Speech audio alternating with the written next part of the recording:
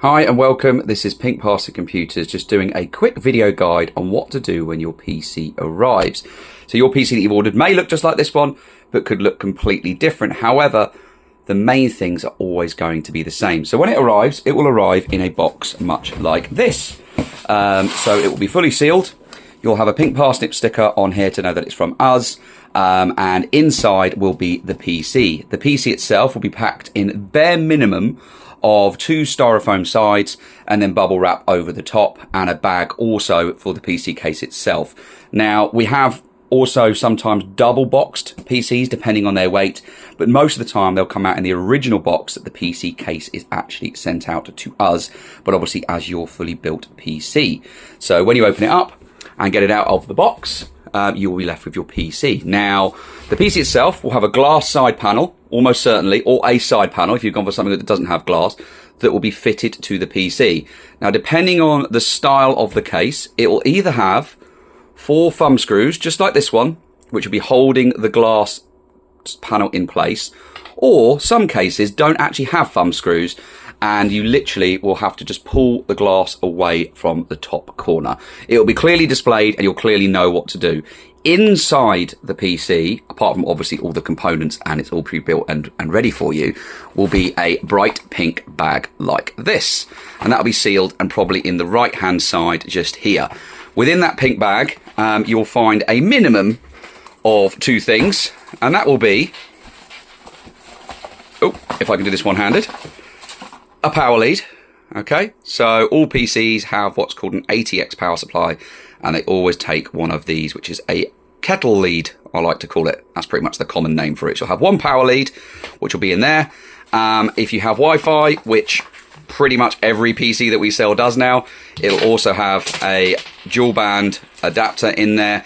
And depending on what you've gone for, this will either be a standard dual band adapter to get you in up and running on Wi-Fi, or it may even be a Wi-Fi and Bluetooth adapter. And then the other thing that will be in there, which I've just dropped, will probably be a couple of pink sweets. So hopefully you like sweets. So if you have got a Wi-Fi adapter, if it's not built in Wi-Fi to the motherboard, or sometimes, depending on the specification you choose, we may have installed a Wi-Fi card in what's called a PCI slot, which is here.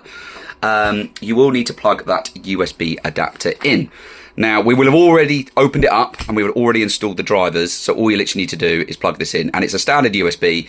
It'll fit in any of the USB sockets on the PC. My personal preference is to always plug it in on the back, because I don't really like things being plugged in on the top, but it's your PC now, you can do what you want. In terms of the PC itself, we'll have always taken off the little stickers that are installed on any fans within the case. However, we never peel the clear plastic which will be on any transparent glass on the case. It's your PC, your new toy, your new baby, your new rig, your new build. You need to do that peel. I'm not going to do it. I wish I did, because it's actually quite therapeutic, but it's up to you to do it. But everything else internally will have no plastic installed. I'll quickly run you through your components just in case it's a brand new PC and you're completely new to this, in which case, no problem. So you've got your RAM here on the right hand side. Our PCs always come with a minimum of 2 sticks, and if it's a DDR4 build, which will probably be something like a AM4 platform, which is a Ryzen, which are most common, you'll almost certainly have 2 sticks of 8 gigabytes of RAM. Now, these will either be RGB sticks like this one, which have lights built into them, and I'll talk you through something on that in a second. Or you may have ones which don't have RGB. It depends on the build that you've spec'd and what you've gone for. But if you've got RGB, we will talk you through how to set that up and choose the colours that you want. I will have already pre-configured it, to be honest. This is your motherboard, the main thing at the back. This is your ATX power supply. So this is the main power supply to the board, which powers all the components that are plugged into it. This is a USB 3 header. So that lead means that the USB 3 socket, which will be on the top of your case, or some cases have it here, or some cases have it on the front, that's how that's powered and how that works. This is where your CPU is. So your CPU, the brains of the PC, is underneath this cooler. And you'll either have 2 cooler designs. You'll either have a tower cooler, which is what this is, which will always have a fan on the right-hand side. Sometimes we do double tower coolers. So you'll have like a tower cooler with a fan, then another fan, then another tower cooler. That's for very high-end very hot CPUs, and to be honest, very, very rare, but I point it out just in case you've got one and it doesn't look anything like this. And underneath that is your CPU, which is obviously the brains of the PC. To the left, you'll always have a fan on the left-hand side here. It's important to know about airflow. So this is a very much what I would call a standard layout for a gaming PC, where you've got all the air from outside being pulled in through the front. So these fans are pulling air in. They're actually pulling it in from this particular case through the side here. It goes into the PC, gets hot because the PC creates heat, and when you're gaming it creates more heat. This fan, for example, here is actually drawing air in again, so it's taking that cold air from here, pulling it in here and passing it through the cooler. This cooler is got big fin stacks which help dissipate the heat that the CPU produces. That produces a lot of heat, and that fan helps push air through, and then this fan sucks that hot air out. So imagine the air, if you could visualize it as coming in, it's cold, it's getting warmer, it's getting warmer, it's getting hot, it's getting hot, it gets sucked out. Okay, so that's how airflow works. And then the other major component that you've got in your PC is your graphics card. So nearly all of our gaming PCs now come with graphics cards. We do some which don't have a dedicated GPU, and they're in our very much our starter PCs. And they have their graphics engine, or their graphics card, or GPU, is built into the CPU, so it doesn't actually require a dedicated graphics card. However, on most of our builds, probably about 80% of them, you will get a dedicated graphics card. And that is plugged into what's called a PCIe slot on the motherboard, which is here. It's a big, long slot, very similar size to what a RAM slot is here. You can see RAM slots, we've got 2 bits of RAM in here. There's actually 2 spare ones on this particular board. It's a very similar size slot, but obviously it is running horizontal, not vertical. And the graphics card will be fitted and installed in this. And that is then also screwed in place with 2 screws here. Now, if it's a card like this, we will definitely pre-install it. Because this doesn't weigh a lot, it's definitely fixed in place, and it's not going anywhere. Sometimes though, and we'll always communicate this with you, we may not pre-install the graphics card, because if you imagine some graphics cards are all the way to here, much longer and much heavier. And if that is only being held in place by 2 screws here, and the slot itself, there is a risk that it could break in transit. Now, we do use Royal Mail Special Delivery for the delivery of our PCs. We found that they are the best of a bad bunch, and we also send them out fully insured. In terms of cables and things, this is called a PCIe cable. It's an 8-pin adapter. Some graphics cards take 1 of those. Some graphics cards take 2. Some even take 3. This one only takes the single one. As I said, this is your ATX motherboard power supply cable. That's a 24-pin cable that gives the power to the whole board. And then up here is an 8-pin CPU cable. So that is a dedicated power connection to give power to the CPU, because that also takes its own power. You'll also find on some builds that you have 2 of these. You may have 2 8-pins, and that's if you've got a CPU that takes considerably more power. Everything else, this is a fan header. That is the fan header that drives this fan on your CPU cooler. These down here are the connectors that ultimately allow you to turn the PC on and off, and also if there's any LED lights on the PC case or hard drive lights to show you if the hard drive's working, they are connected to these headers here, and they ultimately mean that this button here works for power.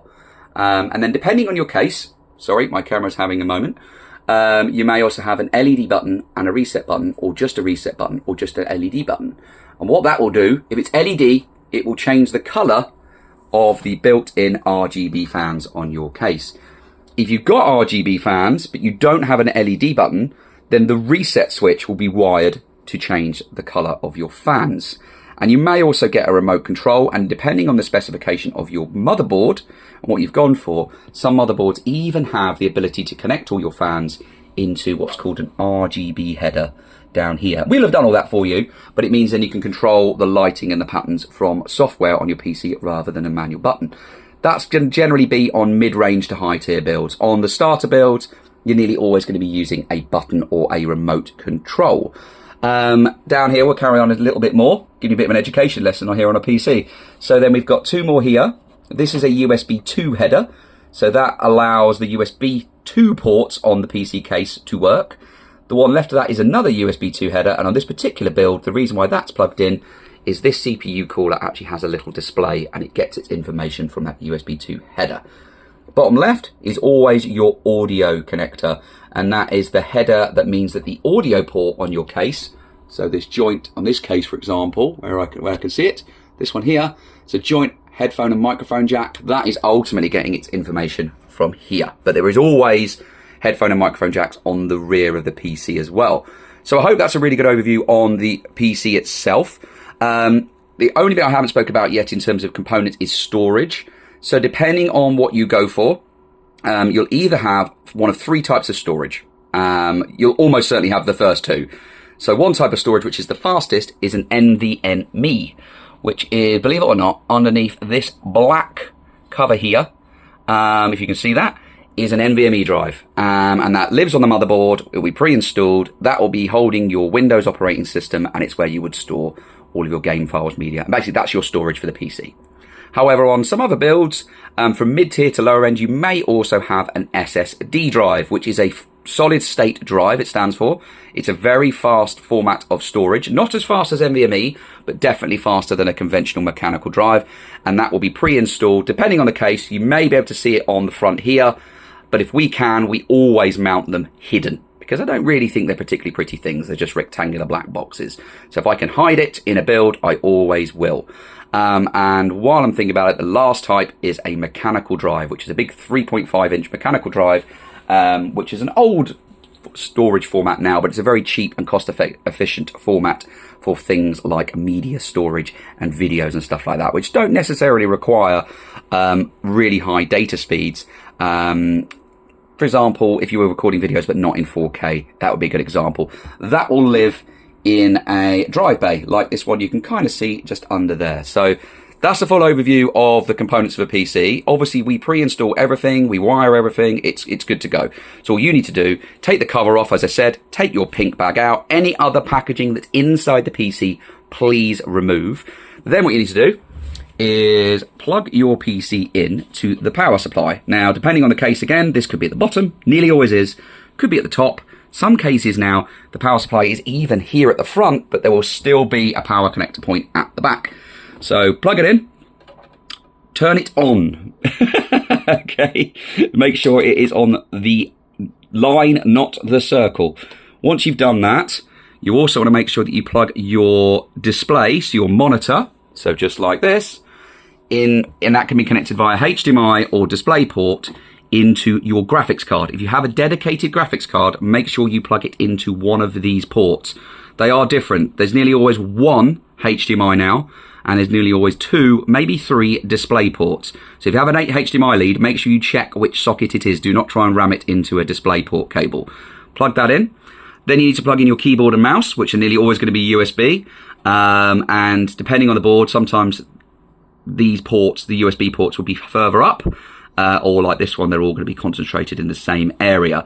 I personally, with mouse and keyboards, if you've got USB 2 ports, they'll be clearly labelled because the USB 3 ports are blue. Use USB 2 ports for your mouse and keyboard. There is no point in using USB 3 ports for those. If I move this around a little bit, you've also got your audio jacks here, as well as the ones on the top, obviously, that I mentioned. I'll just zoom in the camera and focus a little bit. You've got an Ethernet port. Now, if you do have a Wi-Fi adapter, and you only have access to Wi-Fi, then that needs to be plugged into a USB port, in which case one of these four on this particular board, or you could potentially plug it into that USB 3 if it was available and you didn't need it. This board's even got a USB-C port on it as well, which is obviously a faster data transfer. If you don't have a dedicated graphics card, you need to plug your HDMI lead into the motherboard, and it'll either be just a HDMI port, a display port and a VGA. So make sure you use the HDMI port or the display port for the best obviously visuals that you can get from that. But yeah, just make sure you use the right port. So once you're all plugged in, your pink cable's out, your Wi-Fi adapter, if you're going to use Wi-Fi, is installed, or if it isn't Wi-Fi, you've plugged into that Ethernet port that is on the back. You then need to go to the top of the PC or the front of the PC and tap the power button. And the PC will boot up. And what will happen, because we pre-installed Windows, it will go straight into loading Windows for you. And I'll just rotate that around so it's easy to see. And there you go, straight in. In fact, we'll go this way. The camera doesn't like it. And that's it. So when we install Windows on a PC, it always comes fully activated. And what we also do now, because ultimately these are gaming PCs, is we pre-install Epic Games Launcher and Steam as well. So that you just need to pop your logins on there. If you don't want those installed, you can obviously let us know and we can uninstall those for you, or make sure they're installed on your build, or you can simply uninstall them. If you've got one of these particular coolers, which is a Thermalright cooler with this display, you may see this pop up straight away. And it's literally saying, do you want this software to allow change of device? If it does pop up, simply click yes. And you can see here that Steam's popped up, asking you to log in. Once you've done that once, that's it. And now that I've clicked that display, what's going to happen, as you can see, the CPU cooler is now displaying the temperature. And you probably just noticed on that the RGB lighting on the RAM has just suddenly changed to white, because on this particular build, I've done it all as white. Doesn't mean you can't change it yourself. You absolutely can. In terms of the install and what we put on the PC, we keep it pretty vanilla. In fact, this one has probably got more on it than most of our builds. But we'll run you through what each of these applications are. You've got Microsoft Edge, which is the standard Microsoft Windows internet browser. That will be pre-installed, completely reset to default, not logged into any accounts or anything like that. So when you double click on it, it may run through a setup wizard and you can choose your theme and profile. If it's an MSI board, we may also install CPU-Z, because it's completely free and it's a very handy tool for monitoring your PC. And let's just load it up so you can see what I mean. Here we go.